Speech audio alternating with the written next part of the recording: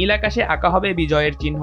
ওসমান হাদির ছবিতে মোড়ানো হেলমেট পরে বিজয় দিবসে আকাশে ঝাঁপ দিবেন বিডার নির্বাহী চেয়ারম্যান আশিক চৌধুরী। স্বাধীনতার 54 বছরে পতাকা আর সাহস মিলিয়ে জন্ম নিচ্ছে নতুন এক বিশ্ব রেকর্ড।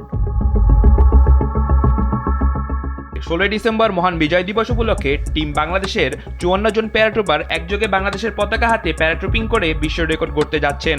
বেলা 11:40 শুরু হতে যাওয়া এই আয়োজন জনসাধারণের জন্য উন্মুক্ত থাকবে। এয়ার শোটি অনুষ্ঠিত হবে পুরনো বিমানবন্দরে। সুদানে নিহত 6 বাংলাদেশি শান্তিরক্ষীকে শ্রদ্ধা জানাতে 6 জন প্যারাট্রুপার নিজেদের নামের পরিবর্তে পড়বেন সেই 6 শান্তিরক্ষীর নেম প্লেট। এছাড়া বিজয়ের এই দিনে স্বাধীনতা ও সার্বভৌমত্বের ভ্যানগার্ড ওসমান হাদির দ্রুত সুস্থতা কামনায় সকলের দোয়া চাওয়া হয়েছে। গত শুক্রবার বেলা 2:24 ঢাকার পুরানা পল্টনের বক্স কালভার্ট এলাকায় ইনকিলাব মঞ্চের মুখপাত্র ওসমান হাদিকে গুলি করা হয়। বর্তমানে তার অবস্থা আশঙ্কাজনক। এদিকে সুদানের আবেই এলাকায় জাতিসংঘ শান্তিরক্ষা মিশনে গত শনিবার স্থানীয় সময় আনুমানিক বিকেল 3:40 বিচ্ছিন্নতাবাদী সশস্ত্র গোষ্ঠী কর্তৃক ড্রোন হামলা পরিচালনা করা হয়। ওই হামলায় দায়িত্বরত 6 বাংলাদেশি শান্তিরক্ষী শহীদ হন এবং আহত হন আরও 8 জন।